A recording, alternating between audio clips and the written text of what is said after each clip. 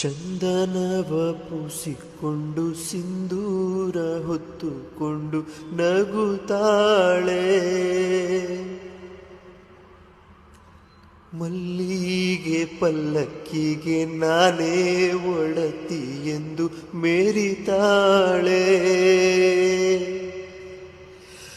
ನನ್ನ ಬಾಳ ಭಾಗ್ಯ ದೇವತೆ ಪತಿ ಪ್ರೀತಿಯಿಂದ ವಂಚಿತೆ, ಇನ್ನೊಂದು ಜನ್ಮವಿದ್ರೆ ಮಗನಾಗಿ ಹುಟ್ಟುವೆ, ಕಣ್ಣಿಗೆ ರೆಪ್ಪೆಯಂತೆ ಜೋಪಾನ ಮಾಡುವೆ, ಜನುಮದ ನಾಯಕಿಯೇ.